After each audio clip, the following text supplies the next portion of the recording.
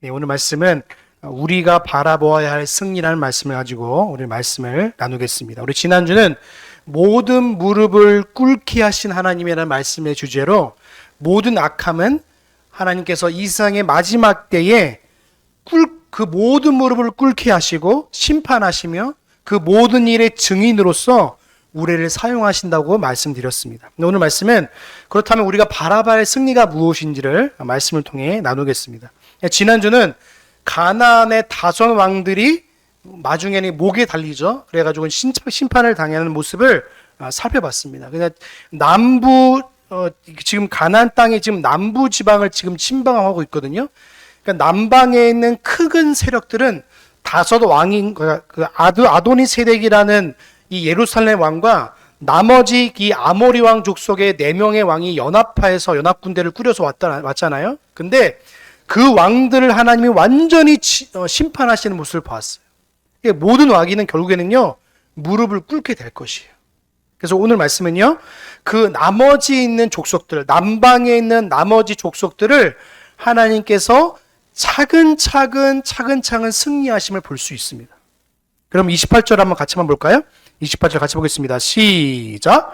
그날에 여호수아가 막게다를 취하고 칼날로 그 성읍과 왕을 쳐서 그 성읍과 그 중에 있는 모든 사람을 진멸하여 한 사람도 남기지 아니하였으니 막게다 왕에게 행한 것이 여리고 왕에게 행한 것과 일반이었더라. 여러분 28절부터 43절에 가장 많이 나오는 단어가 뭐죠? 일반이었더라. 여러분 개역개정판은 뭐라고 되어 있죠? 네, 똑같더라, 이렇게 같았더라 이렇게 말하고 있잖아요. 일반이었다는 뭐냐면 앞에 있는 말같이 진멸하였으니 남기지 아니하였으니와 똑같다는 말이에요. 한마디로 말해서 하나님이 모든 것들을 진멸하시고 남기지 아니했다, 그것과 똑같더라 라는 말과 똑같습니다. 그러니까 일반이었단 말은 똑같다는 말이에요. 하나님은 모든 칼의 권세의 주인인 줄로 믿습니다. 믿으시죠? 하나님은 특별히 우리 개혁교회에서는, 개혁신앙에서는 2개의 왕국이 있다고 가르칩니다. 첫 번째 왕국이 뭐냐면 교회라는 왕국이에요. 하나님의 나라라는 하나의 왕국이 있고, 또 하나의 왕국은 칼의 왕국이어서 일반 왕. 지금 온 세계 정치에서 하나님이 세우신 통치자들 있잖아요. 그것들의 왕국이 있는 거예요. 그러니까 그 왕국은요 겹치기도 하고 겹치지 않는 면도 있는 거예요. 하나님이 정부를 세우시고 왕권을 세우시고 여러 가지 세계를 다스리실 때에 한 명의 통치자들을 세워서 그 통치자들로 말미암아 그 왕들과 국민들을 다스려 나가시는 거예요. 그래서 우리 대한민국은요 어떤 때는 좌파 정부가 이 나라를 다스리기도 하고 우파 정부가 나라를 다스리기도 한단 말이죠. 그런데 우리가 개인적으로는 내가 저 정권이 너무 좋아 막 그럴 때 있잖아요. 그렇죠? 내가 좌파 정권이 이 나라를 다스렸으면 좋겠어, 아니면 우파 정권이 이 나라를 다스렸으면 좋겠어라는 개개인의 소망들이 다 있잖아요. 그런데 하나님은 어떤 때는 이 정부를 들어서 사용하실 때도 있고 어떤 때는 저런 정부를 들어 사용하실 때도 있는 거예요. 그런데 우리가 그 정부의 다스림을 받는 우리 백성들의 입장에서는 굉장히 불만이 많을 때가 있어요.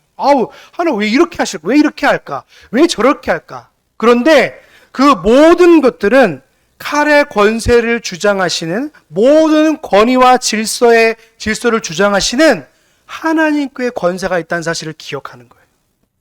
그래서 우리는 어떤 정부가 세워지는 간에 그 권세를 따르고 믿는 하나님의 권세를 믿고 따르기 때문에 그것이 공화적이든 그것이 어떤 건지는 상관없는 거예요. 그 하나님의 권세를 믿기 때문에 그 권세에 순복할 수밖에 없는 거예요. 그래서 우리가 어떤 생각과 태도로 가지냐면, 그래서 지금 이 다섯 왕들과 지금 이 가나안 땅에 있는 모든 하나님의 왕권들을 칼의 권세로 다 진멸해 나가시는 거예요. 왜 그랬을까요? 이유가 분명히 있어요. 하나님께서는요 그 진노, 죄악이 가득 차고 그 관영하면요 그걸 내버려 두지 않으세요.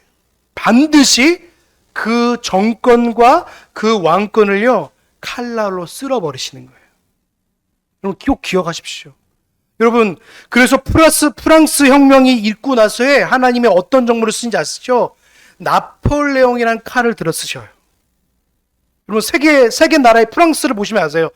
그 한낱 여러분 오늘날로 말하면요, 이제 하사 곧 단, 하사라고 보면은 되게 가장 하급 군인이거든요. 그리고 병사보다는 위에 있지만 하급 군사인 나폴레옹을 들어서 사용하셔서 프랑스를 뿐만 아니라 온 세계를 정복해 나가는 거예요. 여러분, 하나님 앞에 어떤 권세도요, 힘을 발휘하지 못해요. 우리 주님만이 모든 권위의 최종적인 권위를 가지신 진정한 왕인 줄로 믿습니다. 그래서 하나님 나라의 왕이시며 모든 일반 은총의 정부의 왕이신 분이 우리 하나님이신 거예요. 하나님은 단순히 교회만 다스리는 분이 아니에요. 지금도 온 세계 정부와 질서들을 하나님의 권세와 질서 가운데 이루어 나가시고 다스려 나가시는 거예요. 그래서 우리는 모든 세계 정부의 일들을 바로 바라보면서 하나님이 어떻게 이 정부와 세계를 이루어 나가신지를 우리가 볼 수 있는 거예요.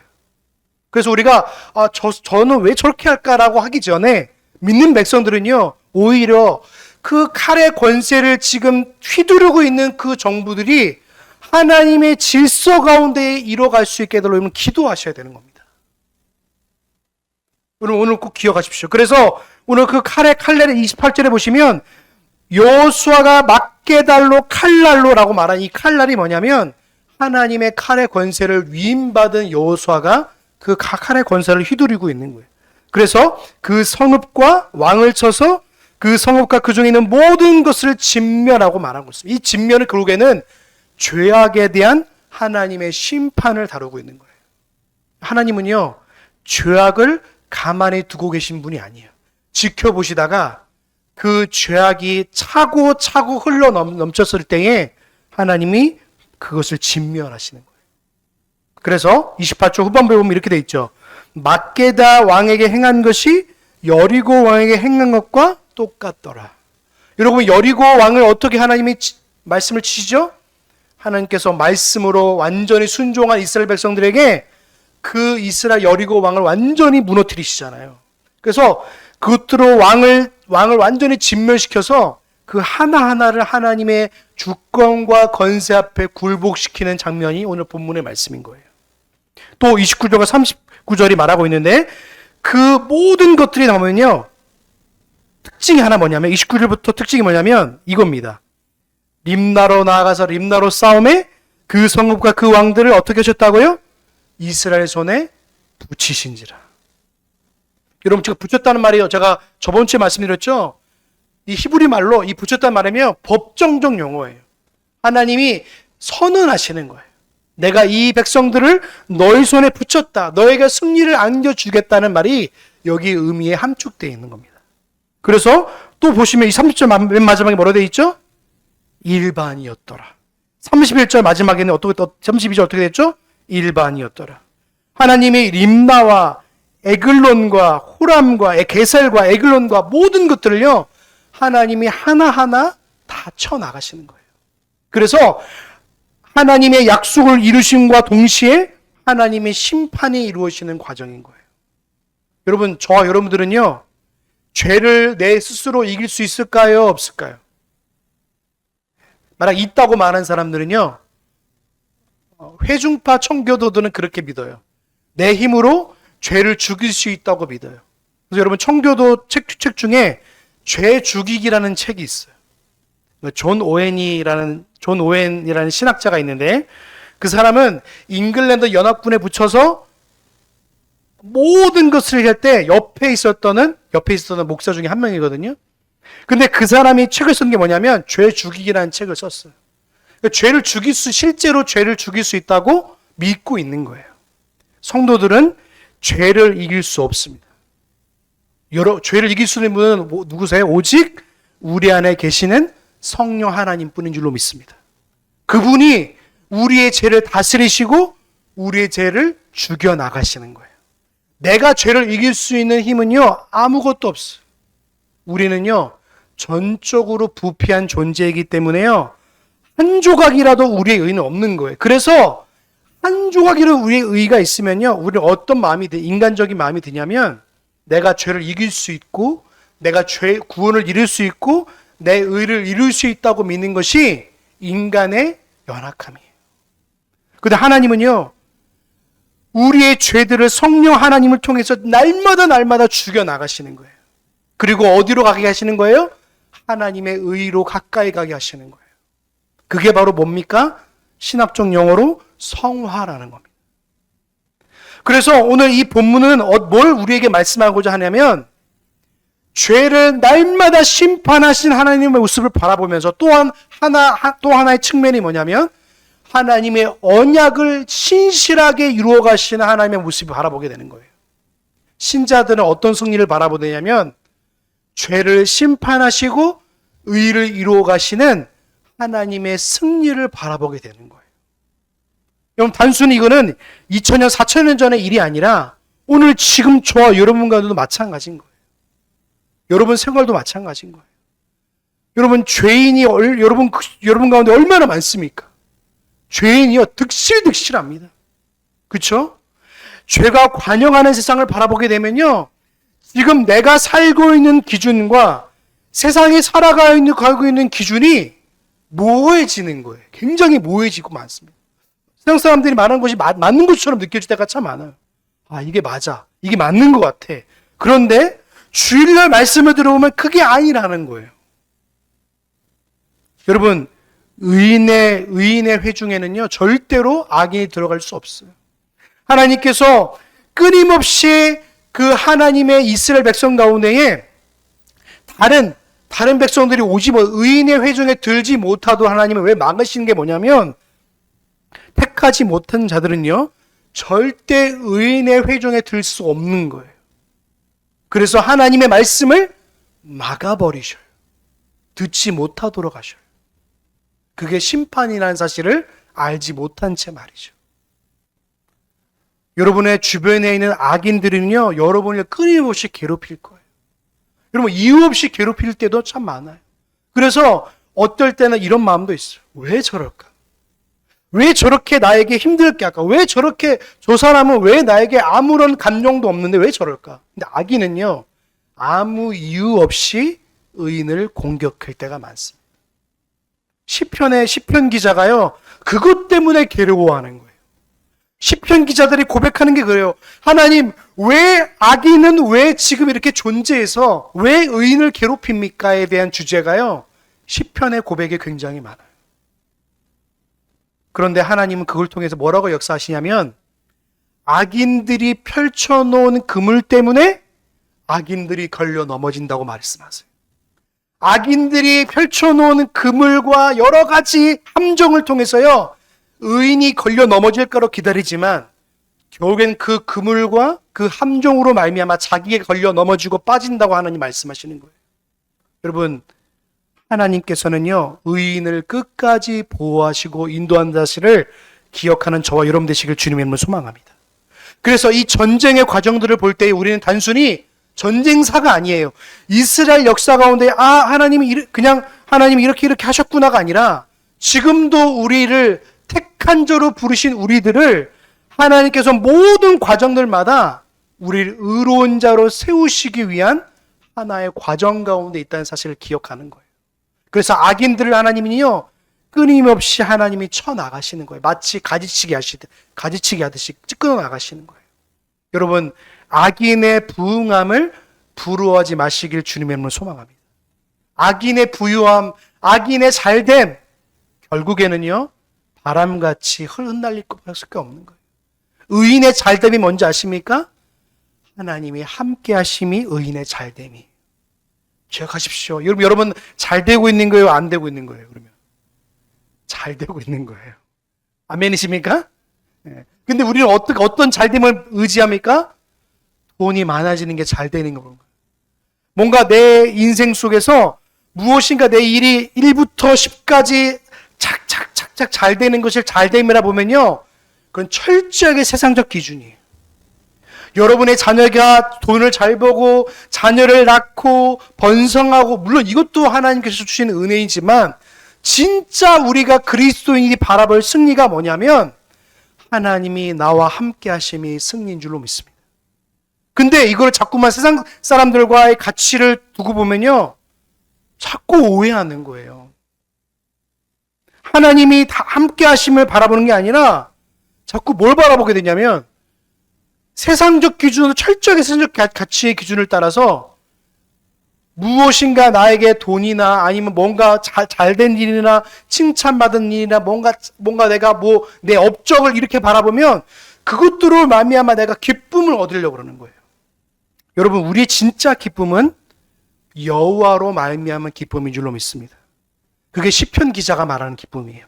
내가 여호와로 말미암아 기뻐하리로다. 근데 우리는 뭘로 기뻐하죠? 어떤 상황이나 어떤 잘됨이나 어떤 여러 가지 일들로 말미암은 기쁨이 그것이 진정 기쁨이 아닌데도 불구하고 계속 그 기쁨을 바라보는 거예요. 여러분, 지금 겪고 있는 모든 상황들은요, 하나님의 주권 아래서 벌어지는 모든 일들인 줄로 믿습니다. 그래서 우리는 그 안에 소망이 있는 거예요. 하나님의 허락 안에서 벌어진 일들은요, 반드시 하나님의 허락 안에서 하나님의 인도하심이 있는 거예요. 그래서 욥기를 보면 제가 계속 욥기를 왜 말하냐면 하나님의 의로우심이 반드시 드러나기 때문에 욥은 그 고백을 할 수 있었던 거예요. 지금 여러분, 절망적인 일이 여러분 더 많습니까? 희망적인 일이 더 많습니까? 여러분 가운데. 희망적인 일이 더 많다고 하면 좀 너무 감사한 일인데, 그렇죠? 절망적인 일이 더 많단 말이죠. 생각해 보십시오.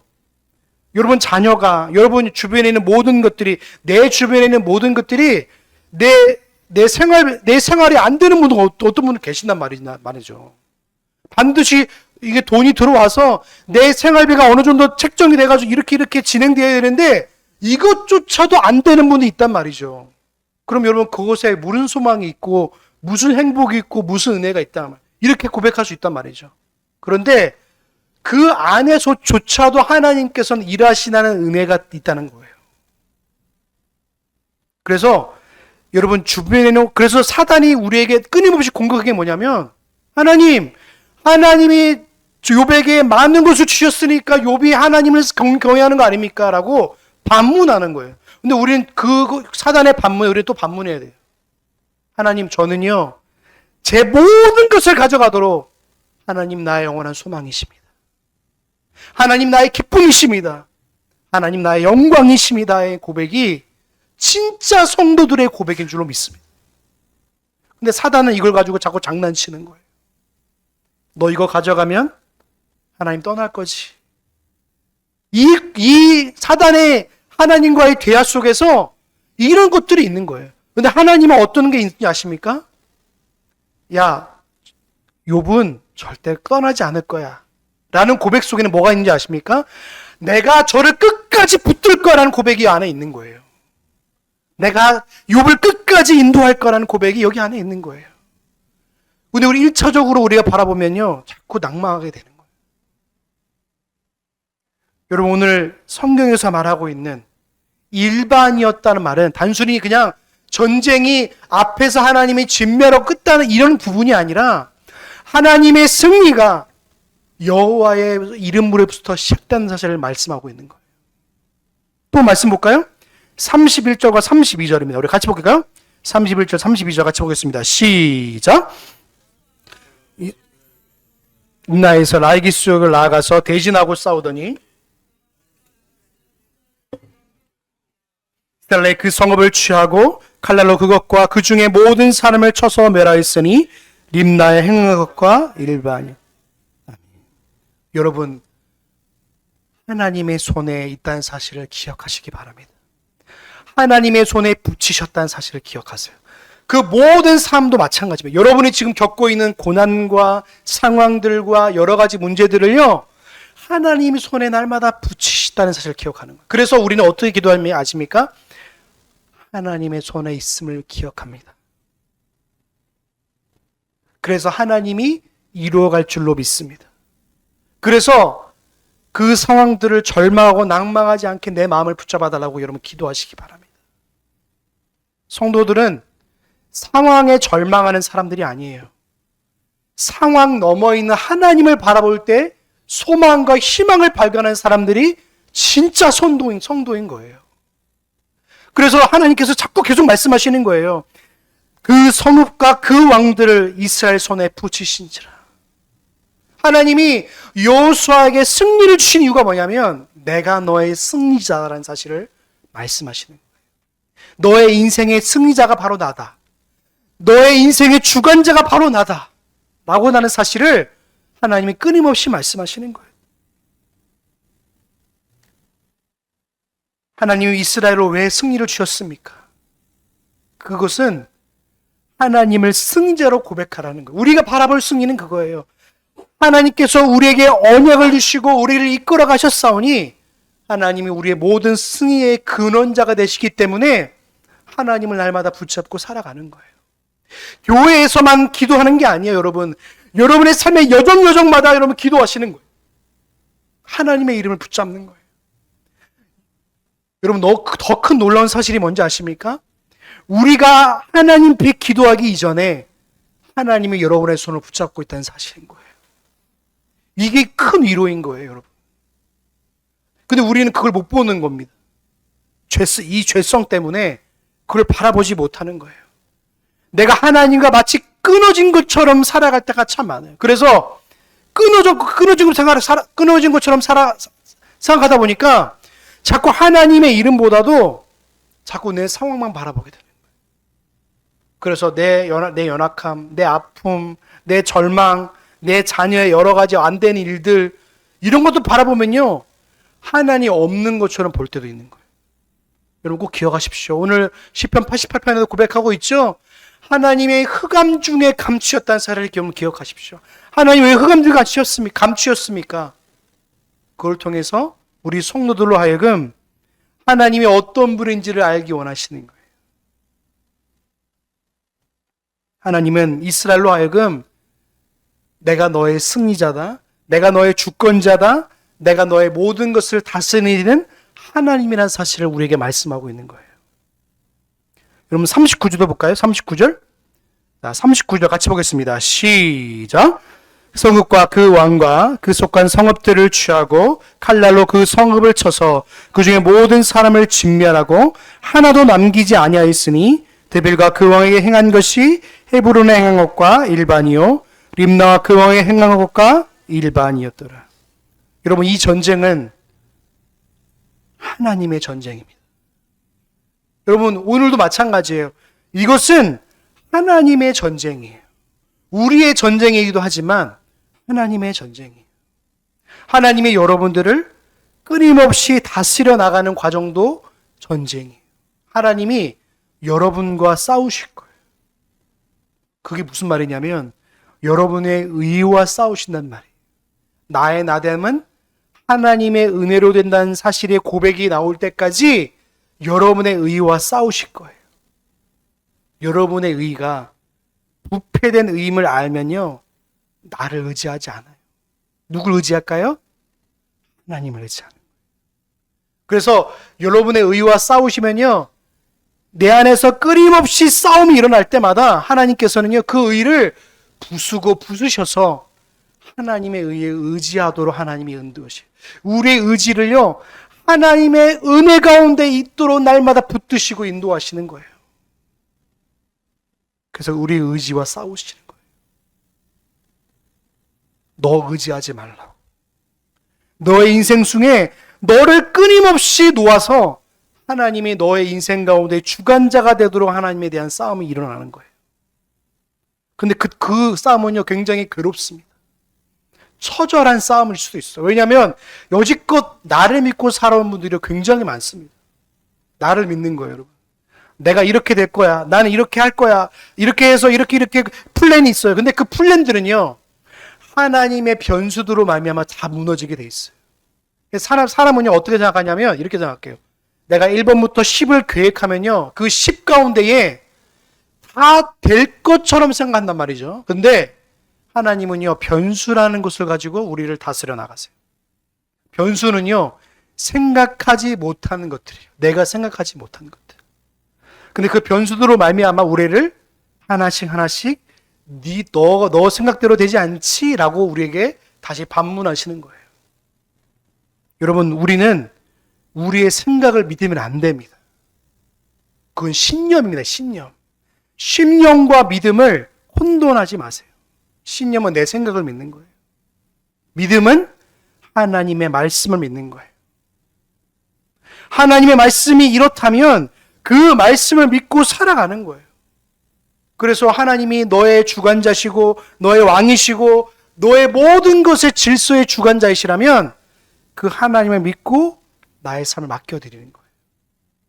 여러분, 당장 오늘 먹고 살 것이 없는 분도 있다니까요. 세상은 지금 막 돈이 넘쳐난다고 그러고 어떤 사람들은 막 이것도 하고 저것도 하고 그러는데 나는 지금 그것도 못하는 사람도 많다니까요. 카드로 막 그걸 막 긁는 거예요. 안 되니까. 카드빚이 막 잃어가지고. 이런 분도 있어요. 근데 그런 분들은 하루하루가 지옥 같단 말이죠. 여러분, 기억하십시오. 내 안에서 선한 능력은 아무것도 없습니다.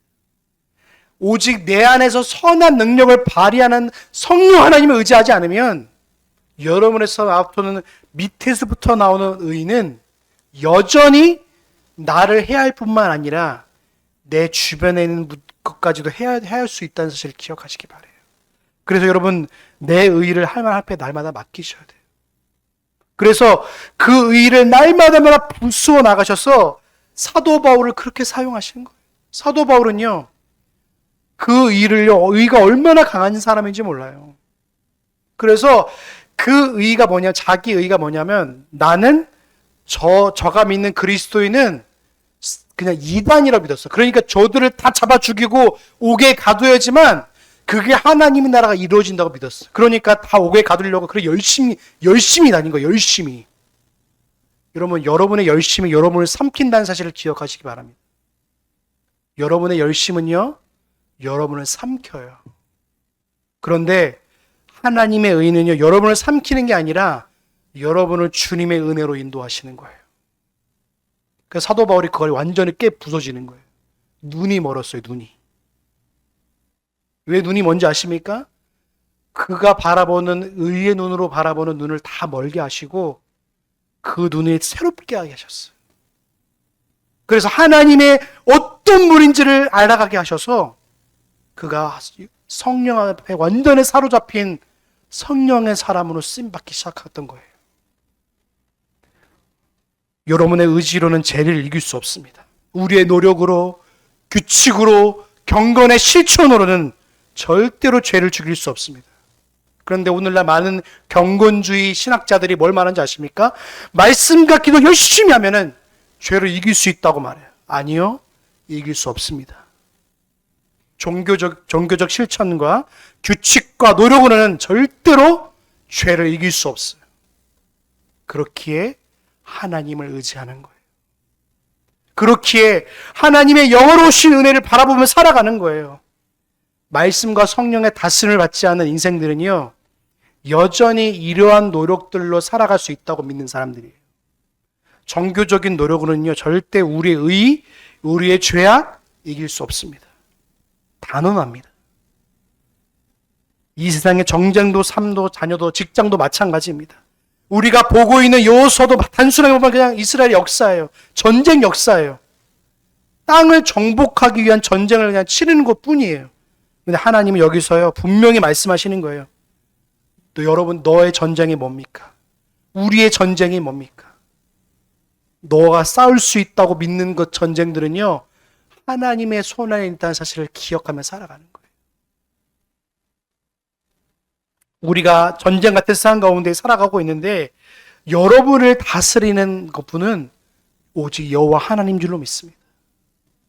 근데 오늘날 많은 신학들은요, 자꾸 어디로 흐르고 가냐면 자꾸 인간의 노력, 인간의 의지, 인간의 공로를 자꾸만 발동시키게 만들어요. 그래서 내가 기도하면, 내가 말씀 보면, 내가 전도하면 이런 식으로 자꾸 인간의 의지와 노력과 이것들 자꾸만 발동시키게 만드는 거예요. 저는 뭘 깨닫게 되냐면 하나님의 은혜를 잃어버리면 자꾸 이것들로만 치중되게 만드는 거예요. 여러분, 기도하고 하나님을 의지할 때에 진짜 하나님의 역사가 이루어진 줄로 믿습니다. 근데 오늘날 많은 신학들은요, 자꾸 인간의 노력과 의지를 찾고 말해요. 강대상에서. 그러니까 뭐까지 말하냐면 뭔가 날짜를 맞춰가지고 기도하기도 해요. 그러면 40일 기도가 왜 나온지 아십니까? 그렇게 하면 하나님이 들어주신다는 거예요. 그래서 금식하며 기도하는 거예요. 여러분, 우리의 금식과 기도가 내 뜻을 이루어지기 위해서 존재한다면 그거는 오히려 또 다른 하나님의 이름을 망령되게 하는 또 다른 행위가 될 수도 있다는 사실을 기억하시기 바라요. 금식은요, 내가 부인되는 과정이에요. 기도는 내 뜻을 꺾고 하나님의 뜻이 바로 세워지는 과정이 바로 기도의 과정이에요. 하나님의 뜻이 하늘에서 이루어진 것처럼 땅에서도 이루어지도록 하는 것이 바로 주기도문의 내용이라면, 오늘 우리의 기도와 삶이 하나님의 영광을 살아가는 과정이라면, 내가 완전히 부서지지 않으면 절대 이루어질 수 없는 과정들 중에 있는 거예요. 여러분, 정복의 모든 과정들을 보십시오. 겉으로는 여호수아의 의지적 열심이고 작정과 섭리로 이루어지는 과정을 생각하지 않는 거예요. 하나님이 승리를 주셨기에 승리의 과정들이 있는 거예요.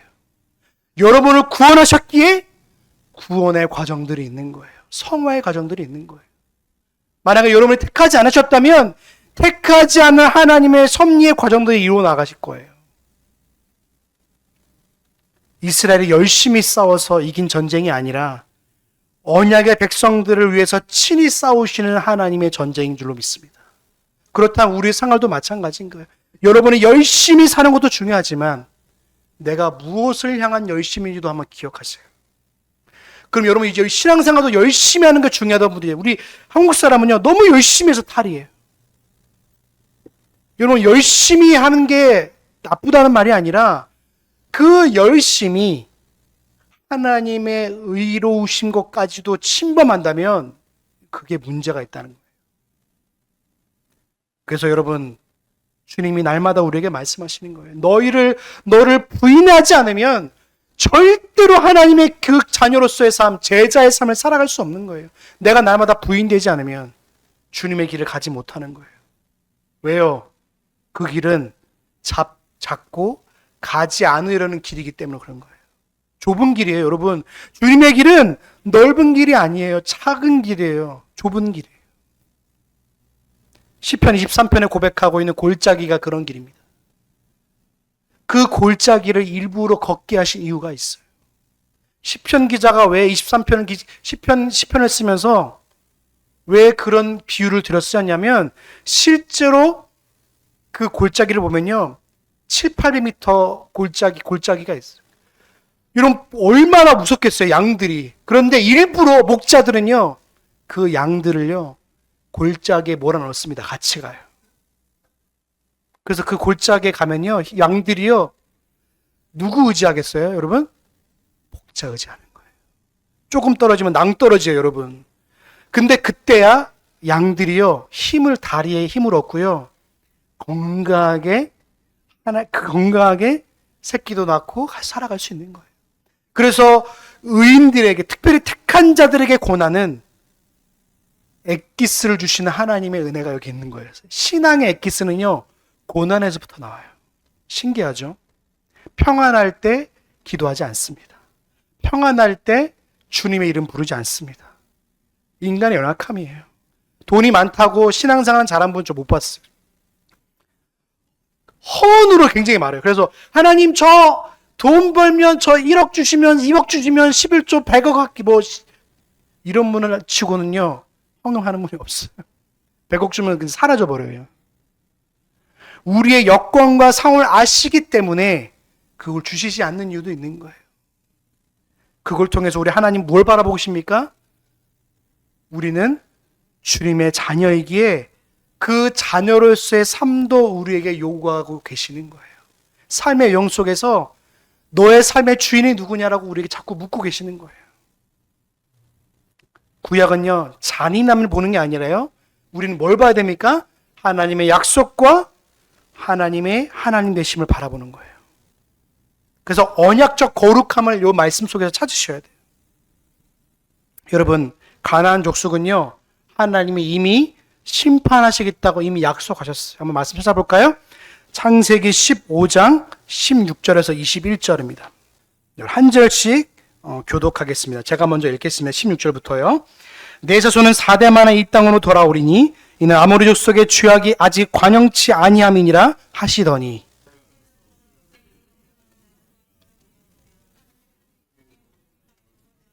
그날에 여호와께서 아브라함에게 더불어 언약을 세워 가라사대 내가 이 땅을 애굽 땅에서부터 그 큰 강 유브라데까지 내 자손에게 주리니 헷 족속과 브리스 족속과 르바 족속과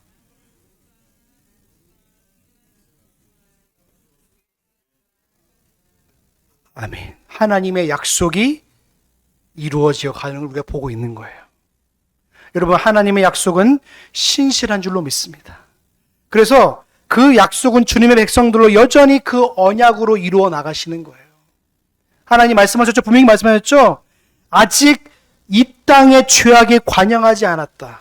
무슨 말이에요? 다른 말로 말하면 죄악에 관영하면 내가 이 땅을 너에게 주겠다라고 말씀하시는 거예요. 여러분, 그래서 지금 정복 전쟁하는 거 뭐냐요? 하나님이 이 땅을 이스라엘 백성들에게, 아브라함의 믿음의 자손들에게 주시겠다는 약속을 이루어 가시는 과정 중에 있는 거예요. 여러분, 기억하시기 바랍니다. 하나님은요, 우리가 죄와 타협할 때마다 하나님은요, 그 죄악을요 끊으시려고 하나님의 여호와의 칼을 드실 때가 있는 거예요. 하나님의 뜻을 거슬러 우리 안에 가나안의 문화가 정착할까봐 하나님이 거룩함을 통해서 우리 백성들을 이루어 나가시기 때문에 죄악이 우리 가운데 들어오지 못하도록 하나님 막으시는 거예요. 그래서 고난은 거룩한 주의 백성들이 겪어야 할 반드시 과정 중에 하나가 있는 거예요. 그래서 그 과정들을 겪을 때마다 우리는 어떻게 되냐면 성화로 더 깊이 하나님을 만나게 돼요. 하나님이 인도하심을 깊이 만나게 되는 시간입니다. 그래서 저는 그 시간을요, 여호와의 그 폭풍 속으로 들어가는 시간이라고 저는 비유해요. 하나님의 폭풍 속으로 들어가는 시간. 여러분은 어떤 분은 폭풍 속에 있는 분도 있고요. 어떤 분은 폭풍 속에 멀리 있는 분도 계시지만 그 폭풍 속에 있으면요, 하나님의 말씀이 청둥같이 들려요. 제가 그걸 경험했거든요. 고난 가운데 제 딸을 잃어버렸을 때 제가 그걸 너무 많이 경험했어요. 하나님께서 첫째 딸을 하나님 부르실 때에 폭풍 가운데 있는 저를 하나님 말씀이 청둥같이 들리게 하시는 거예요. 청둥 아시죠? 하나님이 함께 하신다는 사실을 너무너무 막 아주 제 영혼에 아주 깊숙이 집어넣으시는 사실을 깨닫게 되는 거예요. 하나님의 폭풍 가운데 있는 것을요, 여러분을 지키신다는 사실이에요. 폭풍이 여러분을 집어삼키는 게 아니라 여러분 폭풍 가운데 지키시는 거예요. 한 주간도 악인과 여러분 수많은 가난한 백성들, 수많은 더러운 세상의 것들이 여러분을 침범하러 올 때마다 여호와의 칼에 여러분을 지키실 줄로 믿습니다.